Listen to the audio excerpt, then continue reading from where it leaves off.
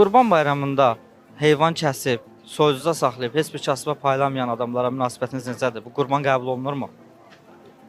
Yəni normal bir şey olar da, yəni imkanın yoxdursa, yəni sırf özün üçün imkanı var da, yəni paylamalıq imkanı yoxdursa məncə sahib. Valla onlar kendileri bilirler. Yani onlara şimdi bu işi bir şey diyemeyiz.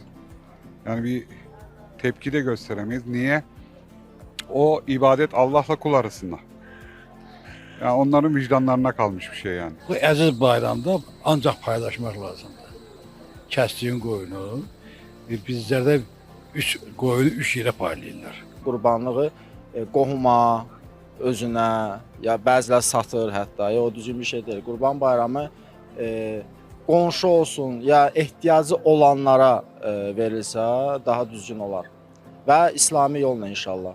Çünki heyvanların belə, qurbanlıq heyvanların öz yaş həddi var, kesilmə vaxtı var ki, onlara uyğun olsa, inşallah ki, Allah qəbul edər. O adamlara biz nə deyə bilərik? Onun öz malıdır. Əgər qurban kəsibdirsə,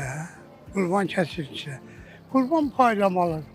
Paylamır, heç təkləyəmir. Təbii ki, bu düzgün deyil. Qurban Bayramı məqsədi aylarla evində ət olmayan insanlara paylanılmasıdır. Yəni ehtiyac sahiblərinə. Çox təəssüf ki, bizdə ya kəsilir, xadilikdə saxlanılır, yaxud da ki, bəzi insanlar kəsilib sadəcə qohumlar arasında bölünür. Bu da düzgün bir şey deyil. Nəinki Qurban Bayramında biz bacardığımız qədər hər kəsə yardım etməliyik. Yəni bacardığımız qədər ehtiyacı olanlara yardım etməliyik. Nəinki Qurban Bayramında, yəni sadəcə normal bir gündə də biz bunu etməliyik.